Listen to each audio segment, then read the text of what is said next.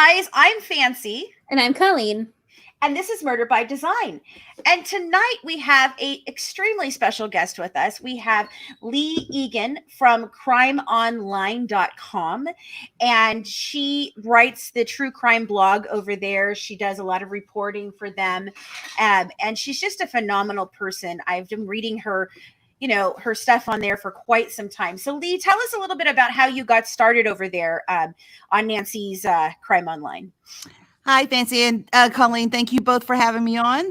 When I got started at Crime Online, let's see, that was towards the end of 2017. Nancy's management reached out to me on LinkedIn, and it pretty much went from there. And I've been with them ever since. Love it there. Nancy's a wonderful woman. The staff is great. They're very supportive, creative. I couldn't ask for a better place to work. That's so awesome.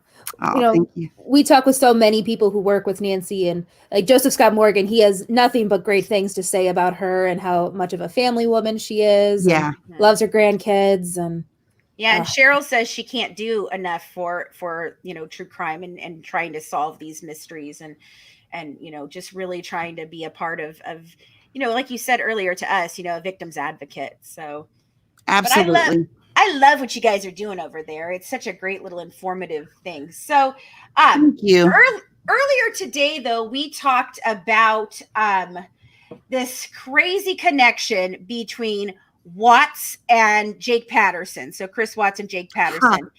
And you guys were the first one that I saw that talked about this. And I was like, oh my God, what is this? So you got to tell us a little bit about that connection and how you found out about it. Well, Nancy actually had an author of a new book. I believe it's called The Perfect Father. And this guy, John Glatt, he actually spoke with, excuse me one second, guys. Sorry about that. He either speaks with or spoke with the Watts parents, and I guess had some sort of relationship with him to the point where they opened up to him and told him what was going on with their son in prison. And at some point, Watts meets Jake Patterson. Now, Jake Patterson is in prison for kidnapping 13-year-old Jamie Klaus and killing her parents dead. So these two killers are both in segregation and somehow bump into one another and become Bible prison pals, jail pals, whatever you want to call them. And to make it even more interesting, Glatt says in his book that once Patterson transferred away, the Watts father, I can't remember his name, Chris Watts' father, started writing Patterson's father. They became pen pals. That's so messed up. That's super creepy. Is that not creepy?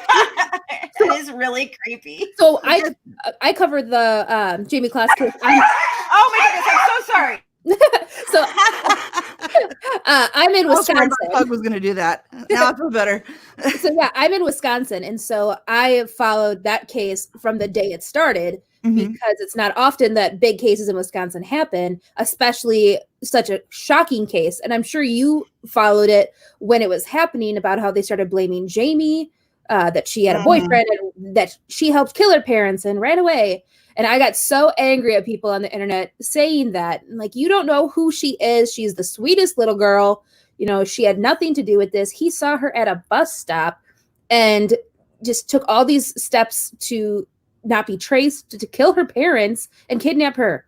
Like this, it was so horrible that they started turning it on Jamie. Yeah. And some people were even, it went to the point where they said, well, look at how she poses in her pictures.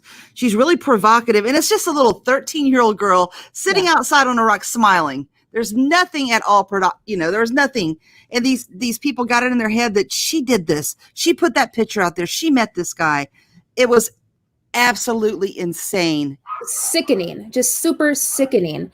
And so I covered this. I went live this afternoon to talk about that because when I was reading some more stuff about you guys, I saw your article and I'm like, oh my God, we talk about Watts. We haven't done our full thing on him yet, but everybody knows that case. And we've talked about Patterson and Jamie before. And I was like, I have to share this information that they knew each other And but so I didn't know that his dad was also pen paling with his dad. That's I guess they got a lot of common. I mean, they're going to the same things. Both of their sons are in prison for killing, and I don't know. That's what Amy, one of our followers, says. Well, I guess they have a lot to chat about, considering they both produce serial killers. Exactly. There you go, ABD. Exactly. So, but crazy. I mean, that's just a nutty story. Like, I saw that and I was like, oh, we got to talk about that. So we do these little 15-minute updates on Mondays, Wednesdays, and Fridays at 2. Okay. And so I contacted Colleen. I was like, oh my God, I know what you're talking about today. This is it. And she was like, okay. So it was just so funny. But that was such a weird thing. Now, I have John Glatt's book, The Perfect Father. I just started listening to it. I highly recommend it. He's an amazing author. I have several of his books. I have the one that he did on Lacey Spears. Yep, same. That was amazing. I also have his one that he did on the Turpin children. And that case. Oh, wow. We haven't got a chance to cover that one yet, but he is an amazing author. Now, if you listen to it on Kindle, you got to get used or on Audiobooks, because that's why I listen to it, is on Audible. I don't like to listen to like fiction or anything on like a audiobook, but I love to listen to my true crime that way. So, and it makes it easy because I can always just pop it in when I'm like, going somewhere or whatever. I can listen to it as I'm driving, because I don't get a lot of time to sit and research anymore as I used to. So, but his books are really great, but the guy who narrates them, it does take a minute to get used to his idiosyncrasies of narrating. But that was just an odd story. So ABD, Jamie was held captive for 87 days.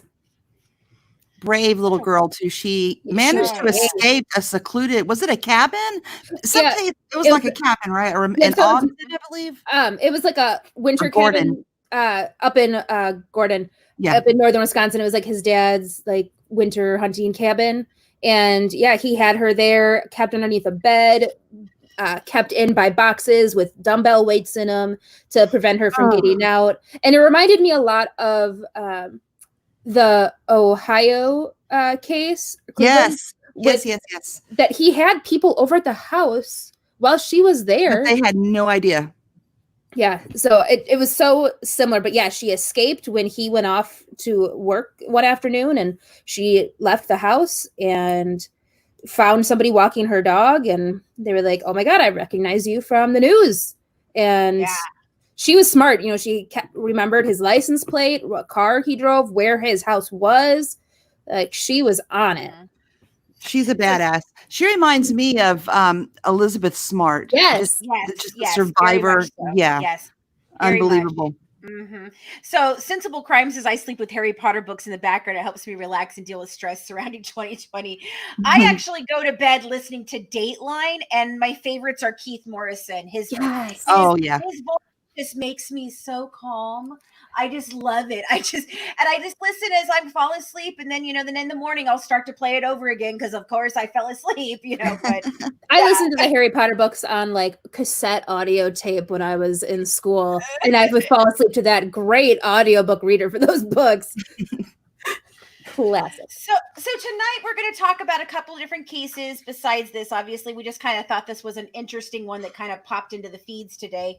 But tonight we're going to talk about, Vanessa Guillen out of Fort Hood. And we're also going to talk about Gannon Stauch, 2 cases that you have followed quite a bit, right, Leigh? Yes, definitely.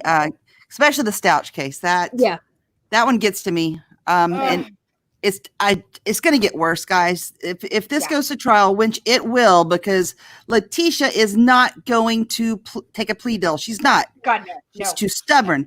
So this will go to trial, guys, and we're gonna hear a lot of stuff that we probably thought we were gonna hear the worst of it. It's not. There's more to come, and it's gonna be bad. So just brace yourselves. Oh, I know. We've covered that case since the beginning, since it started breaking. And, I think she's still waiting for her quote unquote apology from everyone. Not going to happen. Lunatic. I was like, she started saying that and I was like, oh man, she's guilty. She's guilty. There's no guilty. We got crucified in the beginning because, sadly, when these cases break, you really do want to believe that it's not what happened. You know, you're like, oh God, please don't let it be this way. Absolutely. But we as true crime people, we all deal in the reality that it probably is. If it walks like a duck and talks like a duck, it's probably a duck, you know? And so we started talking about it, you know, we got crucified for a little bit because we said that we were pretty sure that Leticia was, you know, the person behind all of this. And when it came out, I was like, I really had hoped that I was wrong. Now, was that before or after her head or back to the camera interview? Because after that interview, then most people were like, oh yeah, she's guilty. That's when she asked for the apology. We started covering it pretty much the day that he was reported missing. Okay. We did like an emergency live, being like, because right all around the same time, Gannon, Boswell, and the Vallow all happened in the same month. Right. And so we started covering them all at the same time. And unfortunately, like as soon as it happened, we were like, Leticia did it. Evelyn Boswell, her mom did it. And we held out a little bit of hope, for Vallow that maybe they were in a cult somewhere. But after a certain period of time when she was in jail and not producing the kids, we knew. Yeah. Yeah. It's so sad.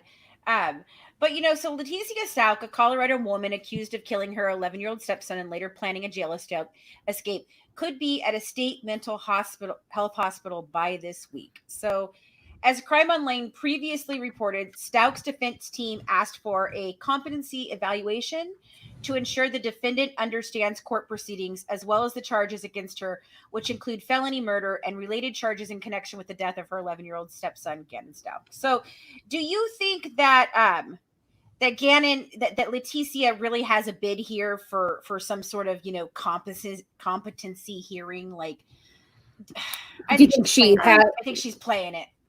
I think she's playing it for everything she can. It just depends on how good she is at it. I mean, some people will pull the wool over even the best psychiatrist's eyes. So we just have to, I really don't know. I have no opinion on it because I've spoken to her and she can be very believable. She can make you think the sky is black when it's blue. So I don't know. I don't think, I think she's competent, but I don't know. I do too. Yeah. I mean, I do. I think she's playing it for all it's worth, just like asking for the freaking apology. However, I have never in the history of ever had a person who is guilty asking for an apology.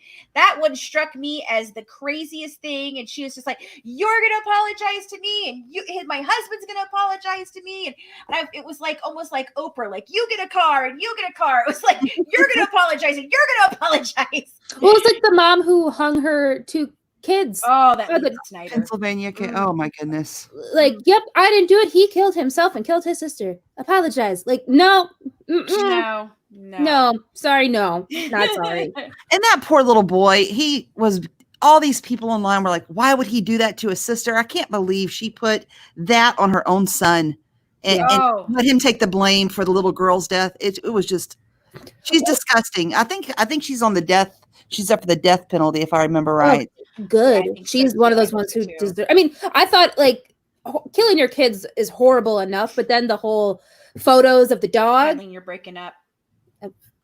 You hear me now? Am I the one breaking up or are you guys breaking up? I can't tell. I can hear you guys. There you are, Colleen. Okay. We're back. I just thought it was so gross with the dog and the photos and the videos. Yeah. Like it was just kind of like a cherry on top of the horrific story that just made it even more nauseating, right? I get exactly what you're saying. It's very disturbing. It's very disturbing. But Leticia, you know, the things like that has happened with that case, like she is just bizarre, trying to like escape the police as they were like, oh my God. How many times has she tried that now? At least twice. Yeah. I know the first one was when she was on her way back from South Carolina to Colorado. Mm-hmm. And from what I've heard, unconfirmed, but from what I've heard, it was a female officer. And then she grabbed her head and started hitting her head on, the little rail inside the police car. She started hitting her head on the rail and actually did some damage to the lady. Now that's unconfirmed. Of course, I can't get any further than the incident because they're not saying anything, but yeah. I wouldn't put it past her. No, absolutely not. I mean, she could do this to her stepson. I don't put it past what she could do to anybody. And when we saw, like, when they did the the bail hearing for her, she just looked like she was out there in space, man. But I really truly, I don't believe it. I really think it is an act that she is putting on. I don't know. I think so too. I think so too. I think it's so hard to tell with her, but she had enough common sense to want an apology from everyone, to hide everything for months, to flee the state, all that stuff. That means you're not crazy. It means you know what you're doing. Right. Yep. So I absolutely agree, Fancy. I think that she is going to ride this ploy out to the end, and then from prison, she's going to keep it going. She's never going to admit, ever. No. I think the only way she even close to maybe would is if somebody gave her like positive attention while trying to get her to say it. You know, somebody like, oh my God, this wasn't your fault. Oh, you poor girl. Tell us what happened. Was it his fault? Like just trying to please her so she feels like that she didn't do anything wrong and that she could talk about it because somebody's praising her, which is a horrific thing to try to do. But I mean, if it would make her say things, I get it. I tried that to a certain point with her. It was really hard too, but I'm like, yeah, this could have happened. I understand. And I was really nice to her, and she wouldn't budge. I mean, she slipped a lot of times. She said things like Al told me that they found a bloody 2x4 in the woods, and they found Gannon's bloody sock. And she's telling me this because I don't know why, but her main goal was to try to turn it around and say, I didn't do this. There's no way I could do this. But at the same time, she's dropping little bits of evidence everywhere. It reminds me of the case that we just that's coming out, that we're talking about this next week, which is Jodi Arias. It's that same kind of, let me drop all this information, but let me see what you know. You know, like, let me feel you out. I'm going to say some weird things and see what you pick up on, you know. But I think the worst of that was her blaming Landon. You know, I just, it was so, so I was at work when that press conference came out, and it was Landon, you know, and Al and all of them up there talking. And I was this was right before COVID happened, you know, before we were getting shut down. And I was sitting at my, so I was a hostess for a restaurant, and in the mornings, I don't have a lot to do. So I just sat up there, and I was watching that press conference, and I was bawling like a baby. And my boss, the one with Landon and the father, yes. He's like, "Are you okay?" I'm like, "It's just the worst thing I've ever seen. It's just terrible." I was so taken by that moment, like it just. The heartbreak in her voice, and you could feel it. You could feel it. Absolutely. And the fact that this monster tried to say something about, oh, well, maybe it's because she's a drug, whatever. And when we first started covering this case, we had some people that were like associated with Leticia that were coming on our our posts about it and our coverage of it, and would say things like that, like, well, maybe it's the da-da-da. And I'm like, nope. Wow. Well, and so my mom is an Army wife, and so she actually lives on the base in Colorado, where Gannon and his family lived. And my mom knows Landon. And so I have asked her a couple times about it, like, how are they doing? You know, is there anything that they want the public to do? And she said it's been really hard for her, for Landon, because of, you know, the notoriety and how public it is, but also how gruesome the actual violence and act was for Gannon.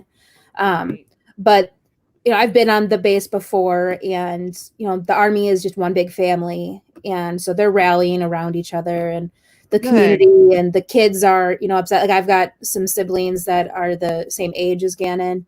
And so the community is really banding together about it. Which was good to hear. But it's sad that this had to happen, especially in such a tight-knit community where everybody knows each other. It's, you know, you're walking down the street, going to the park, you know, hey, MP, you know, just everybody knows each other. And for her to do that. And I loved how, as soon as he went missing or disappeared, the entire neighborhood came together searching for him. Then the community came together. Then people came from out of town, and everybody just surrounded Landon and Al and just kind of took them in and supported them. You're right. That was a beautiful part of it, but it was. Yeah. Then there's the other part, and it's just. And I felt so bad for Al in the fact that, he comes, he was at first trying to give her the benefit of the doubt, and then certain things just started happening, and he was like, no. And he had, he kicked her out of the house, and Landon moved in for a little bit so that she could be there to, help with the search and be there for any updates and stuff. And I thought that was amazing, but it was so hard thinking that he comes home and he's got to think about this woman that I have entrusted my children to, really, she's broken his heart and she's killed his child. And, the reality of that for him had to be something just terrible, Oh yeah. And I don't know why she targeted Gannon and not the younger girl. I don't understand. Maybe it's just because Gannon had some, special needs. I don't know. Like, it's just weird. I was just thinking about that. And Gannon looks a lot like his mother. That could be, anything could be a trigger for her. Yeah. I've heard he's a sweet boy. He had ADHD, according to Leticia.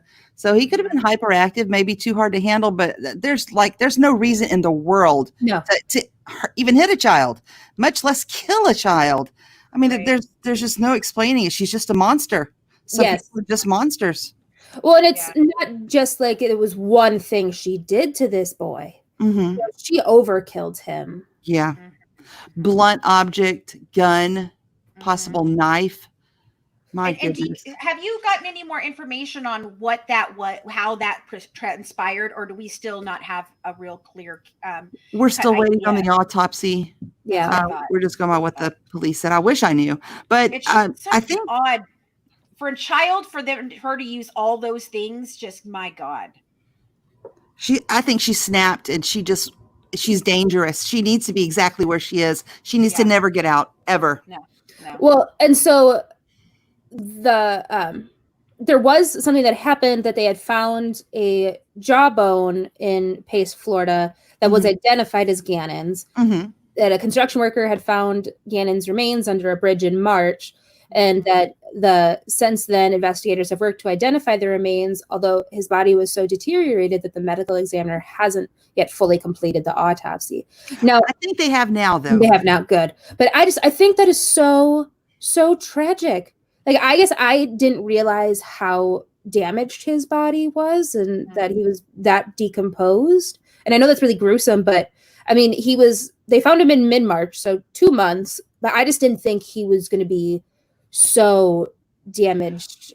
Well, they think that he was originally dumped somewhere while the snow was happening, and that could have enhanced the decomposition, the conditions of all of that, like if he was out in the elements for a long while before she went back and got him and, packed him up in the suitcase, which is disgusting, and drove him down to Florida, which I don't understand her thought process. Like, if you're going to go all the way to Florida, and the idea I would assume probably was, I'm going to throw him in the ocean where he's never going to be found again, or if he is, it won't be put to me. But then to just throw him under a bridge just totally like boggles my mind. Like, did she just get tired and she was just like, never mind, and tossed him out? Like maybe she has ADHD problems. Like, she can't concentrate enough to finish the crime. Like, I don't know.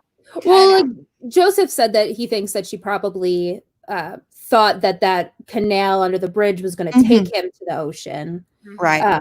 But it reminds me a lot of our guy friend in New York who killed his victims and then cut up the one guy and threw him into the Gulf, but didn't poke the holes in the bags, and his body was just in bags. But I didn't realize that he was so, and I guess it makes sense if he was out in the cold and moisture, and then she puts him in a suitcase and then takes him somewhere warmer. Then he's got all the moisture happening. Right. And then he would be, he would heat up, and it would accelerate all of that. Yeah. So, now, I know it's just gruesome to think of, and this is such a sad way for this poor boy. Yeah. And he had such an infectious smile and looked like such a beautiful child. Kid. Yeah, just a beautiful kid. Nobody had anything mean to say about him. Everybody thought he was just a just a wonderful, wonderful kid. And it's just tragic, these stories, they just happen so often with these children. And it's heartbreaking. Like, when an adult goes missing, I mean, it's tragic, it's sad. But when it's a child, it's gut wrenching, Right, because it affects families, it affects the community, it affects the country, it even affects the world. Every time a child dies, and it happens way too often, it really just impacts everybody who ever came into contact with him, but also children in their life. Because they're helpless. I mean, innocent victims. It's really hard. It is. It's like a kitten being killed or a puppy. It's just horrid. Right. Like that's like it makes me think of like Luca Magnotta. Like, goodness, I was more disturbed by the cats than anything else. Like, and it's not to say that life wasn't precious or that he wasn't tortured or any of those things, but the fact of what was going on to these animals that just have no idea. Like, that's just it always makes me so upset. Like, I can't deal with it. But they're helpless little kittens. Right. I think the worst one, like, side note, was when he taped it to the broom. Yes. Like, to me, that was horrifying. I didn't see that one. He literally he taped this kitten to the end of a broom and played this music and then submerged it underwater. Oh. Yeah. I saw the one with the Ziploc bags and the vacuum. Oh my god, that guy, talk about sick. Well, I followed him before that because I was doing a research to do a story on Karla Homolka, and she's right. You guys covered that story. Yep, we covered the Ken and Barbie killers. Yeah, so she's the Barbie of the Ken and Barbie killers up in Canada, and he somehow got attached to her. So I'm like, who is this guy? And there were rumors going around that he was her new boyfriend, and come to find out, he started those rumors himself. What is wrong with you? Right, you want to be associated with a child, abductor, rapist, and killer. Those were his heroes. Yeah. My Right. goodness. So yes, ABD. Gannon was found inside of a suitcase. Yeah. So yes, he was. So okay, so the defense team's request, and they ordered, her to undergo this mental competency evaluation, and she's currently at the Colorado Mental Health Institute at Pueblo. So she is scheduled for her next court hearing for September 8th, where the court will learn the outcome of the exam. Should it be completed by then? But there is a chance that we may hear about it before that. But I don't know. I just think that they are reaching at straws at this point, just grasping at anything to try and find something that sticks. A defense. I have a real hard time with the insanity plea in the first place. First of all, it's extremely hard to prove an insanity plea. It's almost never used. But when they do try to use that, I'm always kind of like astonished at it, because here's my thought process on the whole thing. Like, anyone who takes another person's life without being self-defense obviously is not quite in their right mind. So in my opinion, they're all kind of insane, but I mean, insanity is, I guess they're looking at it a little differently than what I am, but it always makes me angry, because I feel like, well, no, yes, there are some, I think that are, cases for insanity, but even like we covered the Gypsy Rose Blanchard story for 4 years, and worked very heavily with the family, and then found out that we had been, lied to about so many things, and it totally is not the story that anybody knows out there in the public. It is not that story. And people said the same thing about Nicholas Godejohn. And I'm like, no. Okay. Nope. The fact that he says that there's a 500-year-old vampire living inside of him that kills people does not make him insane. Okay. Right. He doesn't actually, I don't even buy that the guy believes it. I think he just does that as a way to compensate for anything that happens in his life. Like, oh no, it's not Nick who did these things. It's that guy over there. Right. Blame it on the vampire. Yeah. Right. Yeah, blame it on the vampire. Exactly. It's the vampire. Well, and so ABD, so we're not sure if his body was originally put in the suitcase out in Colorado. Most likely, probably not, if he was most likely probably still like out in the elements. But it's not necessarily cold enough that he would like be frozen solid and stuck in that position. And if he was already in the suitcase, is an even less likelihood that he would like freeze solid. because that retains heat in that closed environment. But then as soon as she took him into, the South and then into Florida, even in March, it's still, high temperatures, not below freezing anymore. And then that moisture that was around his body is able to heat up and, help disintegrate, the body tissue and thaw. Like if you were to leave, you had frozen chicken and then you leave it out on the counter, it'll get to room temperature, but then if you leave it out on the counter for an extended period of time, then it rots. So that same. I'm trying to remember the affidavit. It seems like police said, well, actually, I don't think they said. They said that they think she pulled him into the trunk of her car, and the suitcase was not mentioned at all by law enforcement. It was mentioned by the aunt. Mm-hmm. I forget her name. I spoke to her and I forget her name. It's Landon's aunt.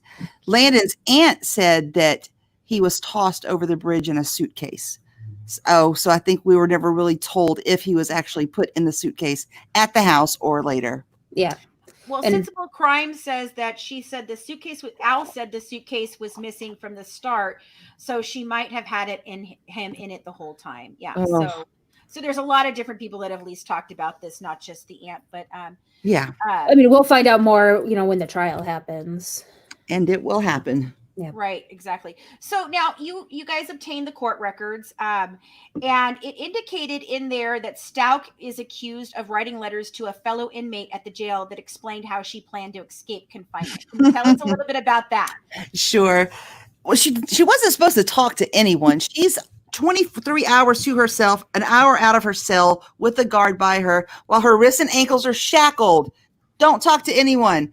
Somehow she manages to find this other inmate that she likes because she likes the way she looks. She thinks she looks cool. She thinks she looks badass and is going to help her.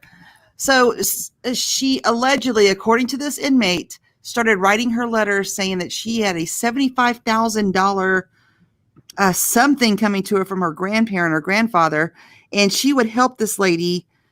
She would hook her up basically if the lady helped her get a broom. And with this broom, Leticia planned to bust out a jail window and sneak out. A tiny jail window that she would never go through. Right, she's not Ted Bundy. Right. And this is not like the 1960s. She's also not tiny. Like, There's no way she was going through that window.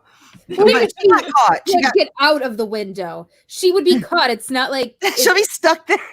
Her feet dangling, her butt just hanging, just dangling. Like, exactly. Hi, can you help? So in that letter, though, she did state that she already measured and drew something that resembled the window in her cell. And the author wrote in the letter asking the inmate to check the broom piece since the inmate gets to use that item on her time out. Oh. I'm just thinking, how is she going to break the window without it's going to make a sound if you break a window.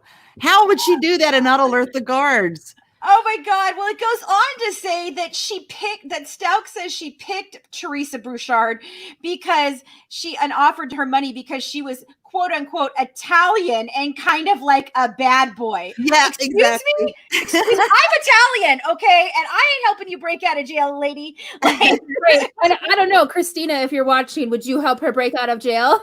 Because you got two Italian women on this team, Christina Aliperti. What you got to tell us? What would you help her? Because I think it's hilarious. Italian and kind of like a bad boy. Like, what does Italian have to do with it? Is she a mob? Is she the mob? Right? Like, well, and I guess I have to even ask, like, are windows in the prison even made of glass, or are they plexiglass? Can you even break a window? That's a good question. It's a really good question. I've seen pictures of them, and all I know is there's no way she's fitting whatever. She's not getting through that window. So funny. Oh God. So the text messages and the internet searches that this woman does, that also, I think ABD said something about it earlier about how that indicates that she wasn't just crazy, that she was, Christina says, hell no, that bitch is right at home where she is. But these text messages and these searches that she did, a lot of people say that, that's that is indicative of the fact that she wasn't out of her mind. She was very much looking for a way out, and she had been for quite a bit of time. So did you get to look at those text messages and things like that? Yeah. You mean the ones where she said she wanted a rich husband to take care of his kids, and why do I take care of my husband's kids and he's never here? Yes, I looked at those, and that tells me that she was not happy. And it didn't just I mean, she may have snapped when it happened, but it was building up. She was unhappy because he was never there. She was unhappy because Landon wasn't helping. Supposedly, we don't know that. We don't know the custody issue or what was going on. No. There's a lot of rumors about that. I'm not even going to go there because I don't know myself. Right. I've heard a couple different things about it. Yeah. I think it was so crazy. Like, I remember reading the one, like, is it weird that my husband's ex-wife doesn't send me a Valentine's Day card thanking me for taking care of her kids? Like, are you out of your mind? Like, that to me is just absurd. But I think even more upsetting about this was that she dragged her own daughter into this. Yeah. So, so the investigators obtained her phone, and according to the text message, she instructed her 17-year-old daughter to buy the items for her, like baking soda, carpet cleaner, and trash bags. So, it's horrifying because the daughter, I mean, she's almost an adult. You know, she had to know why she was buying that. That's what I think too. I'm really torn about Harley because she's a child, but at the same time, how do you not know? If you go and buy these items, a couple days later, Gannon's missing. A couple days later, your mom is being questioned. You can put two and two together. Right. Well, and I'm sure that she had Harley help clean up his room. Like, that room was a horrifying bloodbath. Yeah. And I mean, even with they attempted cleanup, there was still blood all over the room and in the wall sockets. You know, so I 100% believe that Harley had to help clean that up. But to drag your own daughter into this. Yeah. And I know, like, after the fact, like, Harley was not being cooperative with the police. Right. And but you know, it's got to be hard for her to turn on like that, you know, like that's why I'm torn. It's a tough situation. And some people do say that they think that she might have been one of the people that helped, you know, say something to get her mom arrested, but we have no evidence of that yet, and we have heard from the police that she wasn't cooperating. So, you know, like you said, it's a hard thing to decide, you know. I think it's Leticia's big mouth that got her arrested. Oh God, yeah. Her big mouth and her trail of evidence she left. I mean, she did it all for herself. But now, Leigh, it's 90% speculation. Right, Leticia, right. Oh, yes. Speculation, all the blood. And if you believe that, I have some nice oceanfront property in Arizona. Thank you. So, hey guys, so we're talking with Leigh Egan of CrimeOnline. If you have some questions for her, go ahead and drop them in the chat tonight. We're talking about the case of Leticia Stauch and her tragic death of her stepson, Gannon Stauch. And then we're also going to talk about the Vanessa Guillen case coming out of Fort Hood, which, oh my God, that case, I think it can go far and wide and deep. What do you think, Leigh? We just did another story of somebody who was found dead again at Fort Hood. Yes. My thing is, what the hell is going on at Fort Hood? I mean, I know things happen at every base and it's just whatever, but it's happening way too much at Fort Hood. Right, I think that's 3 in the last year. Yes, that we know of. Know of, and not including the prostitution ring that they were busted for. Absolutely, 2 years ago. Yes, exactly. And that's why it made me so mad that the general came out and was like, "I didn't know any of this was happening." Are you kidding me? Okay, so you didn't think 2 years ago when you found out there was a prostitution ring on your base that maybe something weird was going on and you should pay more attention? And that's why people thought one of the first things many people thought was that she somehow got pulled into a prostitution ring. They thought Vanessa did because of that crap. Yeah, absolutely. Vanessa, let's start from the beginning with her. We spoke with her sister a couple of times, and her mother doesn't speak English, so her sister translated for me. And basically what the mother said was that Vanessa told her she thought the base was sinister and it felt evil. And she never had a problem sleeping at night before, but she couldn't even sleep because she just felt, I get Vanessa's Catholic and she was highly religious. And she told her mother she just felt evil energies around her. So even before anything happened, it was already like a foreshadowing, Yeah. And then she told her mother there was two people harassing her, not one, two. Yeah. And she said one of those came in and sat in the shower and watched her while she was That would be showering. Robinson. That was Robinson. Oh, God. Yeah. Okay. See, at the time that we heard about it, we weren't sure that it was Robinson yet or not. Oh my God, that is disgusting. Well, according to the family, they said it was Robinson that did that. Wow. Well, so Maggie B asks if anyone thinks this had anything to do with gun running. I think it has a lot to do with all kinds of things on that base. I think Cheryl McCollum, she said something about that. She would be a great person to ask about gun running because she does think that's what's going on. Because if you notice in Cicely's Instagram, she shows a lot of guns in there. Yes. A lot of gun pictures. Yes. And I do think it has a lot to do with that. I think that might even be like she was killed in the armory during the day, like where people would be in there. So that seems a little fishy to me that could have happened and nobody heard anything or saw anything. That just seems odd. So I definitely think there is going to be a lot of that comes out. I think there's going to be, more of these strange deaths that we find out about. I think there's going to be a lot more abuse because we even talked with a young lady and I connected her with Cheryl because Cheryl has been on the show and has talked about all these things, the gun running, the prostitution ring, the deaths, everything. Right. And I connected this young lady. Her brother was actually in the same unit as Vanessa, and he ended up in the hospital. He claimed abuse and they claimed that he was AWOL because he ended up in the psychiatric hospital for a while. And so now he's been discharged, and I don't know if he at least got a good discharge or not, which I hope he did. But that he was claiming the same things, that there was abuse, there was sexual misconducts, there was all kinds of stuff happening in this one specific one, we did two Time for Change happening to him. They were abusing him as well, and that's why he ended up in Time for Change. We helped did the same thing with the web sleuths. We did a 24-hour celebration with Tylee and JJ's life. In fact, Trisha came over here and we were on her show too. That's one of the reasons why I look like hell today, because I am just exhausted from that. And then the day after, I ended up doing some labs for some things for my medical stuff that I just got diagnosed with fibromyalgia, and they took 10 vials of blood. So I am exhausted.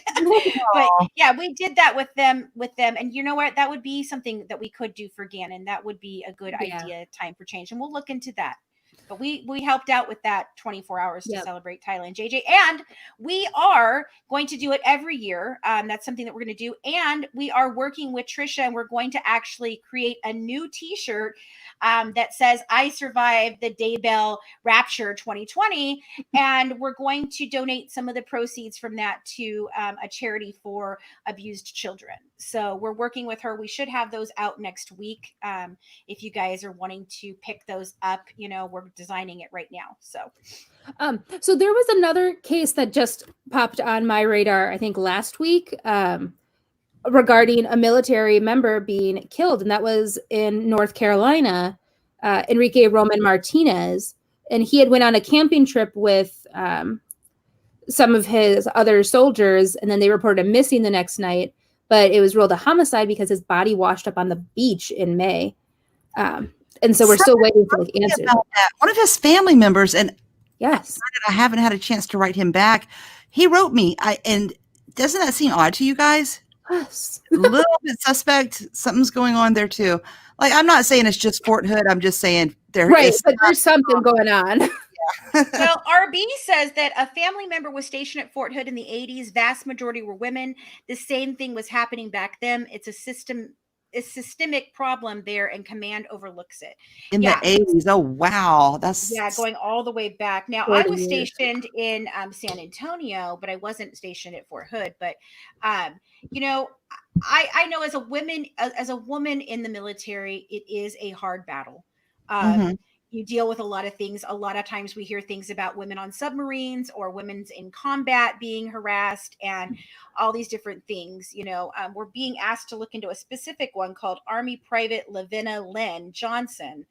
Another instance of a soldier dying in mysterious circumstances. All right, I will definitely write that down, Sensible, and we will talk about it now. But the thing with me with the general, for him to come out and say, "I didn't know that," dude, it is your job to know that. It is your base, and the He buck knew. stops there. He does Mhm. know. I think he does know. I think he's looking the other way, or either he's blatantly stupid, which he's a general. I'm sorry. So that's out. Yeah, he's not you stupid. you can't be stupid, or Right. you're looking the other way, because there's no way all of this is happening on your base. And 2 years ago, a prostitution ring was found, and you don't know. I'm Right. sorry. There's just no way. There's That's no the way. you are the buck. That is it. It stops there, and you should know everything that's going on in your base. That's your job.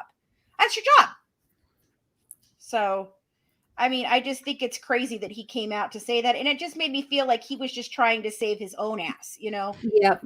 Which is No, what it's not they're me. doing right now. They're doing the same thing. That press conference was a joke to me. The one they had, there was no sexual assault, no evidence of sexual assault.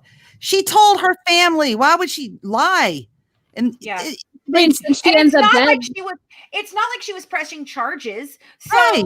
she told her tells her family in family. private. Right. Yeah. Right. I could understand if he was like, well, she was trying to press charges and blah, blah, blah, and fleece an officer or whatever. Okay. Maybe. I don't usually buy that story, but maybe. Okay. But she didn't do that. She wasn't going around telling everybody that listened. She wasn't filing charges or going to her commanding officer and saying, hey, this is what's happening. Although, newsflash, the commanding officer was somehow involved in all this crap, Right. but it does not hunt. That dog is not going to hunt. What you were saying does not make sense, sir. Exactly. She was scared. She was scared to tell anyone. She felt safe telling her family. So my point is, these Army, I don't even know what he was, the spokesperson for the Army, that said, there's no credible evidence. He was just brushing it off as if it didn't exist, pushing it way far away. And that's the worst thing he could have done. The worst thing. Yeah. Well, and we all know that for women and people who identify as LGBTQ but don't come out in the military face extreme discrimination and abuse from the people in there. We see it all the time, that women are afraid to say anything about it because they're afraid that they're going to be discharged, that they're going to get moved, that they're going to lose respect. It's BS. Right. And so to try to brush it off, like, she's dead. You think that there wasn't something going on, that she just ends up dead for no reason? No. Yeah. And this guy Robinson, I spoke to people who went to high school with this guy. He's been doing this stuff since he was 13 years old. 13. Right. Yeah. Hitting on girls, trying to touch them when they didn't want to be touched, talking. And they said he had an explosive temper. If he was told no, he gets pissed off. So it just, I believe it just, as he grew, it escalated and kept building up in him. He may have killed before. We don't know. Yeah, exactly. We thought the same thing. Cheryl McCollum said that too. Yeah. Now, and this was something I didn't know. So Vanessa's sister Myra told you guys that when she was arriving at the base and looking for her sister, they were dismembering her body. That was the lawyer that said that. That was Allie Quaham. Yeah, I think what she meant was, like, when the sister came to the base the first time, she didn't see Robinson. He may have been out there dismembering the body. I don't know. That's what she says. But one of the first people that the sister did speak to was Robinson. So he was there at some point, and he lied to her face, according to Mayra. Told her, I have nothing to do with this. She's fine. So she actually spoke directly to him? He was the one put in charge to speak with her. Oh my God. Oh, yeah. Are you kidding me? That's what she said. No one else would speak to me. He was appointed to speak to me. And she knew. She could, how you get this, like a feeling. Those feelings. She had the feeling that there's something off about this guy. That's horrifying. It's disgusting. Disgusting. That is gross. Why would they? I don't like that. That makes me even more suspicious now. Dang it. Mhm. But I do think that, okay, so he kills himself, which I think is the coward's way out. Coward's way. Yep. Absolutely. But I think in a way he did us a favor because, okay, so if he had not killed himself, then I don't think anything with Aguilar would have come out. I think it would have just been him, and they would have done a court martial, and it would have been all in-house with the military. It would not have been off base. It would have all happened within the base. But because there is this link with a civilian, Cecily Aguilar, or Cicely, I don't know how she says it. I say Cecily, but I don't know if she says it Cicely, but every way I've ever seen that name spelled, it's always been Cecily. But anyway, she gets involved in this. Now that means that that the base doesn't just get to sweep this under the rug. There's going to be an investigation in, the civil area, Right. Yeah. So in a way, it's a good thing. I get it. I get what you're saying. Yeah. And I can't believe that she is pulled into this. But I mean, obviously she doesn't look like a nice, upstanding citizen, let me tell you. But I don't know, how can somebody sit there and do that to another woman? Like, what was she thinking? There has to be something more going on there, like gun running. Something pulled her in, and she had her. Like, who does that? Exactly. Walk away. You've known him a couple months. Go back to wherever you're from, Pennsylvania, I think, wherever. She stays in Texas after she divorces her husband. Why does she do that? Why does she stay for this guy? What do they have going on that we don't know about? There's something more there. 100%. And I didn't follow this one as closely as Fancy did, and she talked a lot about it with Cheryl. So I was learning a lot of it this past week. And so I did not realize how horrifying this was, and how, I guess, why they got away with it for as long as they did, with that they had cut her up with a machete and then buried them, but then went back and encased her in concrete and covered her with like lime and stones in three different shallow holes. Right. Body parts in 3 different holes, which is very similar to the other gentleman, the other one who was buried. Morales. Very close. Yes, Morales. I couldn't think of his last name. Very close. And now this third one, I wonder, do you think they're all connected, Leigh? I don't know about the third one, but I do think Morales and Guillen are somehow connected. They were found too close, and the time periods are too close. I think maybe Morales knew something he shouldn't have known. I don't know, but I do feel that there's some kind of connection somewhere, and we just have to keep digging until we figure it out. It's going to be a very deep dig, but I think we can get there. Yeah, I do too. Do we know how she was dismembered? Like, was it just limbs and everything else, or it was everything? It was really bad. Before that, this is according to the lawyer Quaham, he had beaten her so badly already with this hammer that he smashed her teeth so much that they couldn't get a dental identification. They couldn't use dental records to identify her because she was so smashed. So after that, they chopped her up pretty good. That's so horrifying. And thank you guys, Sensible Crime and Maggie. I see you guys talking about giving us love and get thumbs up, and we just so much appreciate you guys that. are fun. Thank you guys for having me. This is awesome. Oh, well, yeah, and we're going to have you back a lot. I know that. And I know that your partner in crime, Ellen Killeran, is going to join us here in a little bit, another couple of days or so. We're trying to coordinate something for next week with her. She's great. I'm so excited. You guys are so amazing. You do so much great work over there at CrimeOnline. Thank you, I guys. follow you guys constantly. And so the first time I saw that you talked on Trisha's show on Web Sleuth, I was like, oh, well, if she talks on Web Sleuth, then she could talk on ours. I Trisha loves you guys. She had a lot of great things to say about you, and she's wonderful herself. If she, you know what, anytime if I can, I would jump on her show, because she's one of a kind. She's very special and kind to everyone.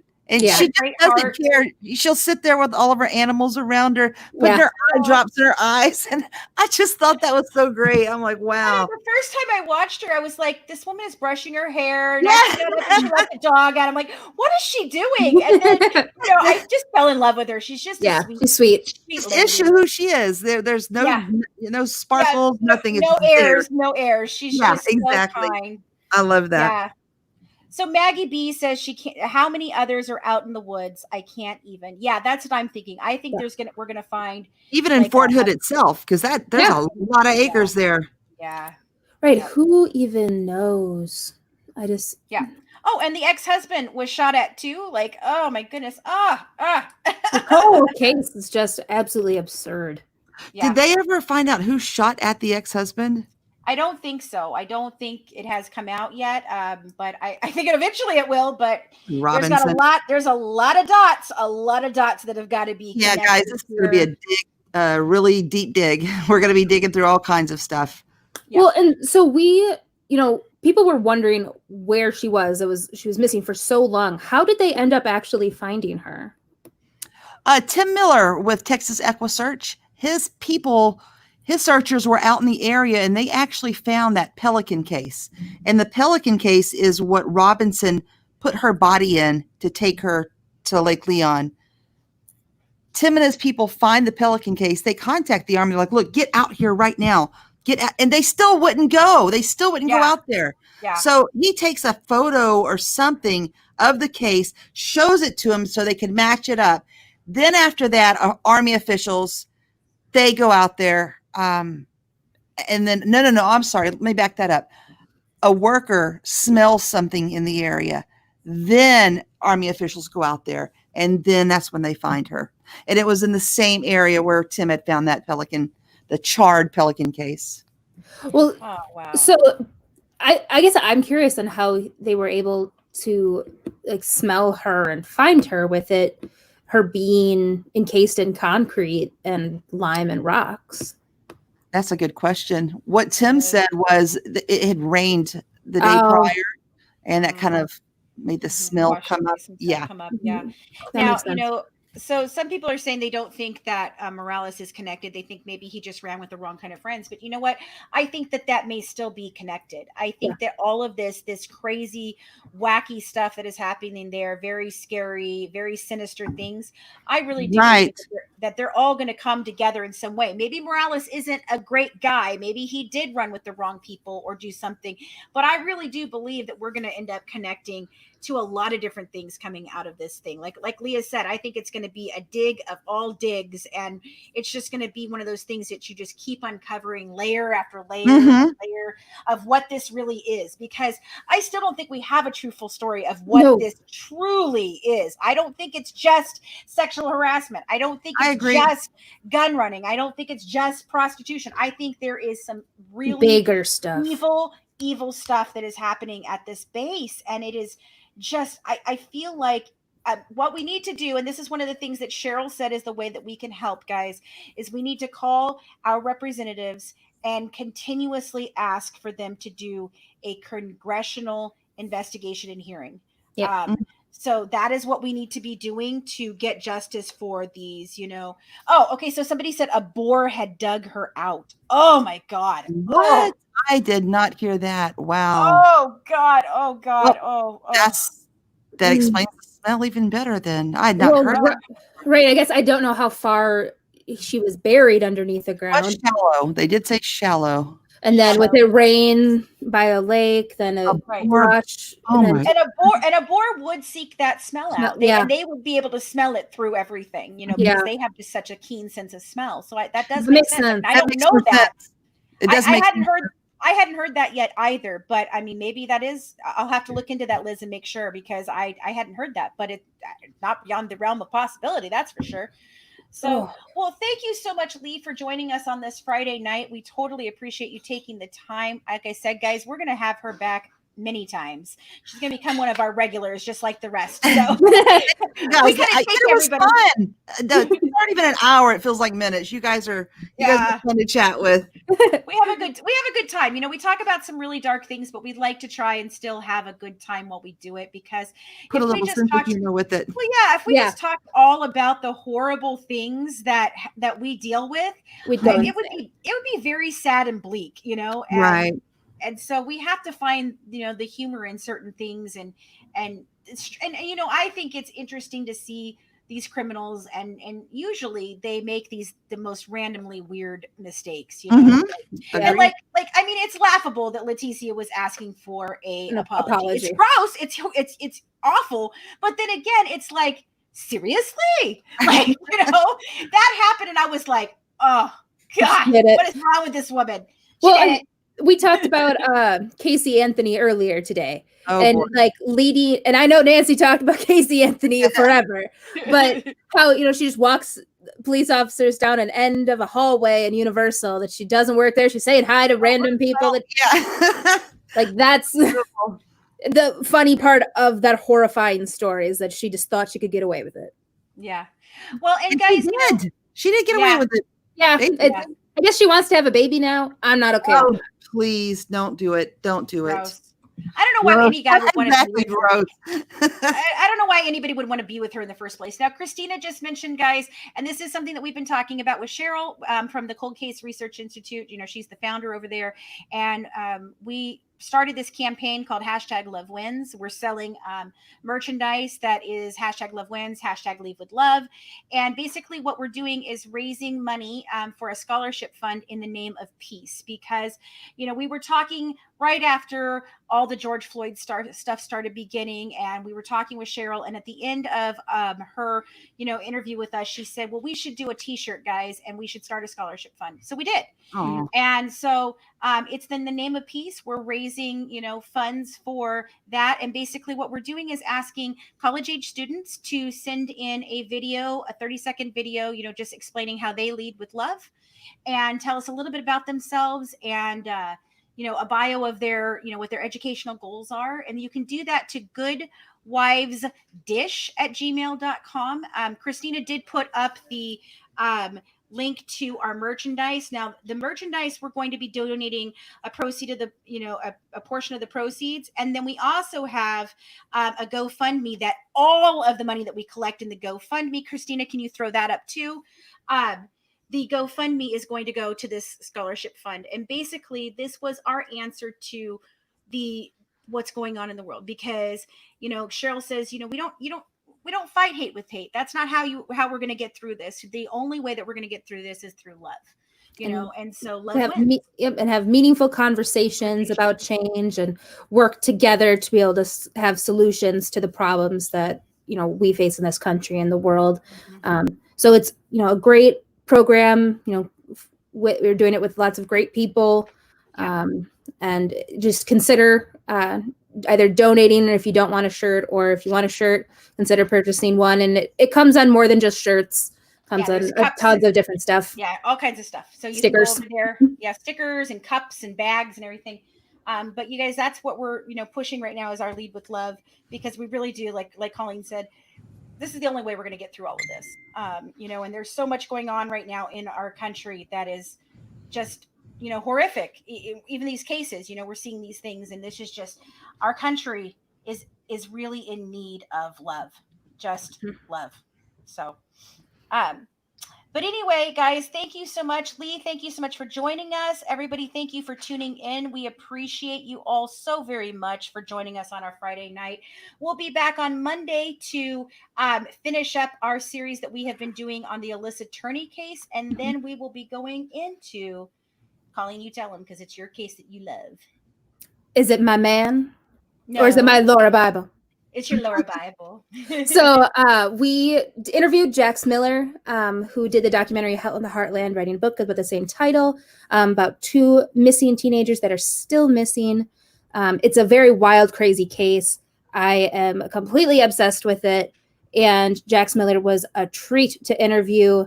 The case is fascinating. We're so excited to talk to you guys about that case on Murder by Design. And then the other case I was talking about is what we're going to be covering on The Good Wives, and that's our head-to-head on Scott Peterson. Which Colleen is crazy, and she thinks that he is innocent, but, you know, hey, whatever. So we're going to go head-to-head on that. I'm going to talk about how I think he's not, and she's going to talk about how she thinks, or I'm going to go about how I think he is, and she's going to go how she thinks he's not, and then I'm going to win. No, just kidding. Well, if Nancy is interested to try to school me on that case, I'd love to talk to her about it. I'll tell her. I'll let her know. I'm like on that low percentage of people who think he's innocent. So yeah, I'm sure she would love to talk to me about it. I think you're like the only one, Colleen.